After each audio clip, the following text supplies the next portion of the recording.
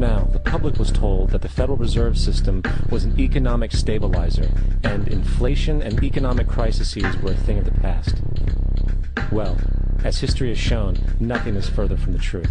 The fact is, the international bankers now had a streamlined machine to expand their personal ambitions. It's alive! It's alive! It's alive! For example, from 1914 to 1919, the Fed increased the money supply by nearly 100%, resulting in extensive loans to small banks and the public. Then, in 1920, the Fed called in mass percentages of the outstanding money supply, thus resulting in the supporting banks having to call in huge numbers of loans, and, just like 1907, bank runs, bankruptcy, and collapse occurred. Over 5,400 competitive banks outside of the Federal Reserve System collapsed, further consolidating the monopoly of a small group of international bankers. Privy to this crime, Congressman Lindbergh stepped up and said in 1921, "Under the Federal Reserve Act, panics are scientifically created. The present panic is the first scientifically created one, worked out as we figure a mathematical equation." However, the panic of 1920 was just a warm-up. From 1921 to 1929, the Fed again increased the money supply, resulting once again in extensive loans to the public and banks. There was also a fairly new type of loan called a margin loan in the stock market. Very simply, the margin loan allowed an investor to put down only 10% of a stock's price, with the other 90% being loaned through the broker. In other words, a person could own $1,000 worth of stock with only $100 down. This method was very popular in the roaring 1920s, as everyone seemed to be making money in the market. However, there was a catch to this loan. It could be called in at any time and had to be paid within 24 hours. This is termed a margin call, and the typical result of a margin call is the selling of the stock purchased with the loan. So, a few months before October in 1929, J.D. Rockefeller, Bernard Baruch, and other insiders quietly exited the market, and on October 24, 1929, the New York financiers who furnished the margin loans started calling them in masse. This sparked an instantaneous, massive sell-off in the market, for everyone had to cover the margin loans. It then triggered mass bank runs for the same reason, in turn collapsing over 16,000 banks, enabling the conspiring international bankers to not only buy up rival banks at a discount, but to also buy up whole corporations at pennies on the dollar. It was the greatest robbery in American history. But that didn't stop there. Rather than expanding the money supply in order to recover from this economic collapse, the Fed actually contracted it, fueling one of the largest depressions in history. Once again outraged, Congressman Louis McFadden, a longtime opponent of the banking cartels, began bringing impeachment proceedings against the Federal Reserve Board, saying of the crash and depression, "It was a carefully contrived occurrence. International bankers sought to bring about a condition of despair so that they might emerge the rulers of us all." Not surprisingly, and after 2 previous assassination attempts, McFadden was poisoned at a banquet before he could push for the impeachment. Now, having reduced the society to squalor, the Federal Reserve bankers decided that the gold standard should be removed. In order to do this, they needed to acquire the remaining gold in the system. So, under the pretense of helping to end the Depression, came the 1933 gold seizure. Under the threat of imprisonment for 10 years, everyone in America was required to turn in all gold bullion to the Treasury, essentially robbing the public of what little wealth they had left. And at the end of 1933, the gold standard was abolished. If you look at a dollar bill from before 1933, it says it is redeemable in gold.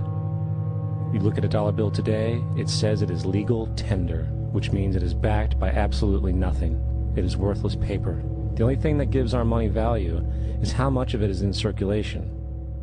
Therefore, the power to regulate the money supply is also the power to regulate its value, which is also the power to bring entire economies and societies to its knees.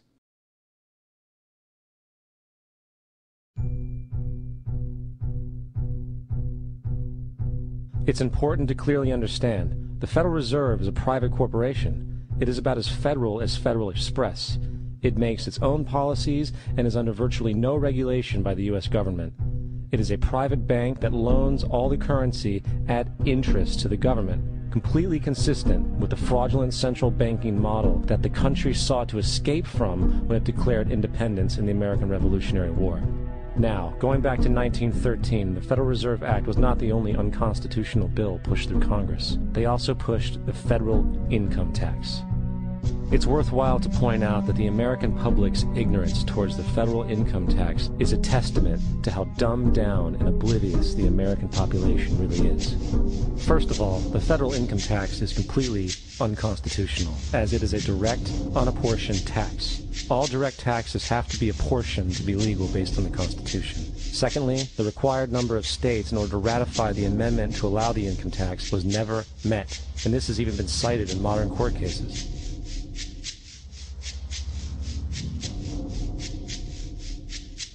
Third, at the present day, roughly 35% of the average worker's income is taken from them via this tax. That means you work 4 months out of the year to fulfill this tax obligation. And guess where that money goes? It goes to pay the interest on the currency being produced by the fraudulent Federal Reserve Bank, a system that does not have to exist at all. Not 1 cent of this tax goes towards any governmental program whatsoever. Not 1 cent. The money you make working 4 months out of the year goes almost literally into the pockets of the international bankers who own the private Federal Reserve Bank. And fourth, even with the fraudulent government claim as to the legality of the income tax, there is literally no statute, no law in existence that requires you to pay this tax. Period. I really expected that, of course, there's a law that you can point to in the law book, the code, that requires you to file a tax return. Of course there is. I was at that point where I couldn't find the statute that clearly made a person liable, at least not me and most people I know, and I had no choice in my mind except to resign. Based on the research that I did throughout the year 2000 and that I'm still doing, I have not found that law. I've asked Congress, we've asked a lot of people in the IRS commissioners, helpers. They can't answer, because if they answer, the American people are going to know that this whole thing is a fraud. I haven't filed an federal income tax return since I left. I have not filed a tax return since 1999. The income tax is nothing less than the enslavement of the entire country. Now, the control of the economy and the perpetual robbery of wealth is only one side of the Rubik's Cube the bankers hold in their hands. The next tool for profit and control is war. Since the inception of the Federal Reserve in 1913, a number of large and small wars have commenced. The three most pronounced were World War I, World War II, and Vietnam. World War I. In 1914, European wars broke out centered around England and Germany. The American public wanted nothing to do with the war. In turn, President Woodrow Wilson publicly declared neutrality.